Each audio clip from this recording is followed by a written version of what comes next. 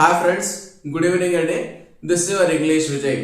AP DSC 2025లో select అయ్యేటువంటి అభ్యర్థులందరికీ కూడా గౌరవ ముఖ్యమంత్రి నారా చంద్రబాబు నాయుడు గారి చేతుల మీదుగా నియామక పత్రాలు అందజేసే కార్యక్రమం సెప్టెంబర్ 25వ తేదీన అమరావతిలో ఉందనే విషయం మీకు తెలుసండి.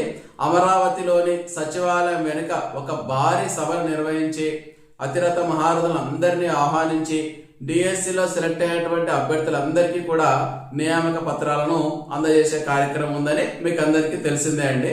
ఈరోజు మన నారా లోకేష్ గారు స్వయంగా పవన్ కళ్యాణ్ గారిని ఆహ్వానించడానికి అసెంబ్లీలోని తన ఛాంబర్ కు వెళ్లి పవన్ కళ్యాణ్ గారిని కలవడం జరిగిందండి. పవన్ కళ్యాణ్ గారిని కలిసి మీరు ఖచ్చితంగా ఈ డిఎస్సి సభకు హాజరు కావాలని పవన్ కళ్యాణ్ గారిని నారా లోకేష్ గారు ఆహ్వానించడము జరిగిందండి. ఈ సభకు ముఖ్యమంత్రి నారా లోకేష్ గారు మరియు పవన్ కళ్యాణ్ గారు, తర్వాత మంత్రులు, తర్వాత అందుబాటులో ఉన్నటువంటి ఎమ్మెల్యేలు అందరూ కూడా హాజరు కాబోతున్నారండి. రాష్ట్ర ప్రభుత్వం ఎంతో ప్రతిష్టాత్మకంగా ఈ కార్యక్రమాన్ని నిర్వహించబోతుందండి. మరొక విషయము, ఈ పాటికే అన్ని జిల్లా విద్యాశాఖ అధికారులు కూడా 25వ తేదీన విజయవాడలో సభ ఉందని, ఖచ్చితంగా మీరు కార్యక్రమానికి హాజరు కావాలని అందరికీ కూడా కాల్స్ చేయడము జరిగింది. మీరు డిస్ట్రిక్ట్ హెడ్ క్వార్టర్లో 24వ తేదీనే రిపోర్ట్ చేయాలని, మీతో పాటు ఒక కంపానియన్, ఒక తోడును తెచ్చుకోవచ్చని, అభ్యర్థులందరూ కూడా ఆధార్ కార్డు ఉండాలండి, అదే విధంగా ఒక పాస్పోర్ట్ సైజ్ ఫోటో ఉండాలండి, మీతో పాటు వచ్చే కంపానియన్ తోడు అతనికి కూడా ఆధార్ కార్డు ఉండాలండి, అదే విధంగా ఒక పాస్పోర్ట్ సైజ్ ఫోటో అనేది ఖచ్చితంగా ఉండాలండి. ఈ విధంగా అభ్యర్థి మరియు అభ్యర్థితో పాటు వచ్చే ఒక వ్యక్తి కూడా ఫోటోస్, ఆధార్ కార్డు తీసుకెళ్లి మీరు డిస్ట్రిక్ట్ హెడ్ క్వార్టర్ లో రిపోర్ట్ చేయాలండి. మీకు అక్కడ ఒక ఐడి కార్డు అనేది ఇవ్వడం జరుగుతుంది. ఆ ఐడి కార్డు ఉంటేనే మిమ్మల్ని సభలోకి అలో చేస్తారండి.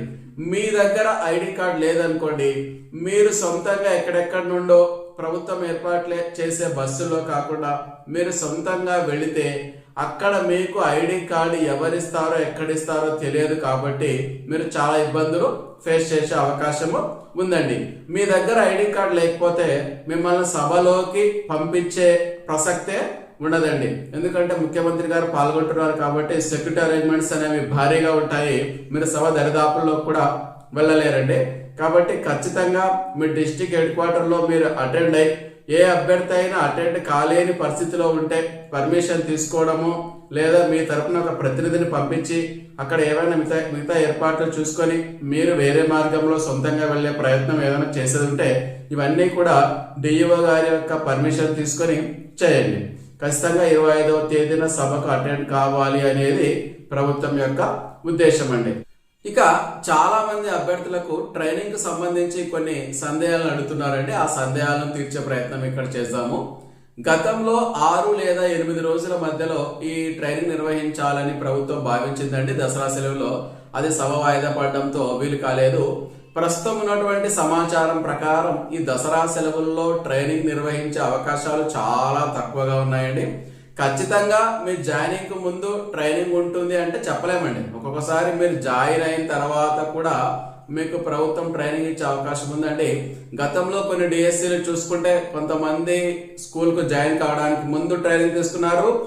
తర్వాత కొన్ని డిఎస్సీలో అయితే జాయిన్ అయిన తర్వాత ట్రైనింగ్ తీసుకోవడము జరిగింది. ఇప్పుడు కూడా పరిస్థితి అలాగే కనిపిస్తుందండి.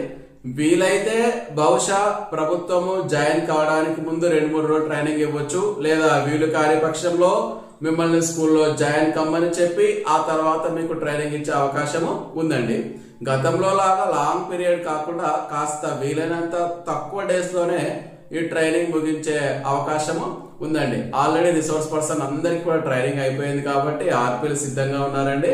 అభ్యర్థులు స్కూల్లో జాయిన్ అయిన తర్వాత ట్రైనింగ్ పెట్టవచ్చు, లేదా ముందు పెట్టవచ్చు. ఈ రెండిట్లో ఏదైనా జరగవచ్చండి. ఇదండి ఏపీ డిఎస్సి 2025 సంబంధించినటువంటి latest updates. Thank you friends.